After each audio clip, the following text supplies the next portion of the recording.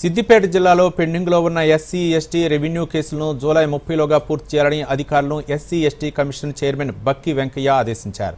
సిద్దిపేట జిల్లా కేంద్రంలోని కలెక్టర్ కార్యాలయంలో జిల్లా కలెక్టర్ హైమావతి పోలీస్ కమిషనర్తో సమీక్షా సమావేశం నిర్వహించారు.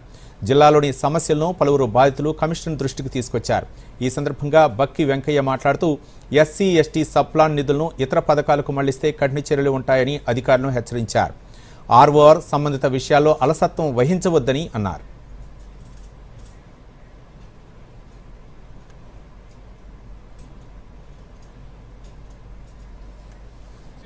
కేసులు ల్యాండ్ కేసులపై రివ్యూ సమావేశం జరిగింది. ఈ సమావేశంలో ముఖ్యంగా ఇలా ఎస్సీ ఎస్టీ కేసులు ఏవైతే ఉన్నాయో జూలై 30 పరిష్కారం చేయాలని, రెవెన్యూ కేసులు కూడా 30లో పరిష్కారం చేయాలని చెప్పి మరి సిపి మేడం గారికి కలెక్టర్ మేడం గారికి తగిన ఆదేశాలు ఇవ్వడం జరిగింది.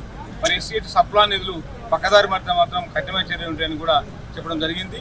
మరి ఎస్సీ ఎస్టీ కేసుల విషయంలో ఎవరు అలసత్వం వహించినా, అది ల్యాండ్ కేసు కావచ్చు, పోలీస్ కేసు కావచ్చు, కులం కేసు కావచ్చు, ఎవి కూడా అలసత్వం వహించినా కానీ అధికారులపై కఠినమైన చర్యలు ఉంటాయని చెప్పి కూడా ఈ సందర్భంగా తెలియజేసినాం. మరి ఆర్ఓఆర్ విషయంలో కూడా రూరల్ రూల్స్ పాటించాలని చెప్పి మరి అవన్నీ అక్కడ కూడా ఉద్యోగస్తుల ప్రమోషన్లో కూడా ఎక్కడ అన్యాయం జరిగినా కానీ ఎస్సీ ఎస్టీ కమిషన్ ఉపేక్షించదు, ఎంతటి వారైనా కఠిన చర్యలు ఉంటాయని చెప్పి కూడా ఈ సందర్భంగా తెలియజేయడం జరిగింది.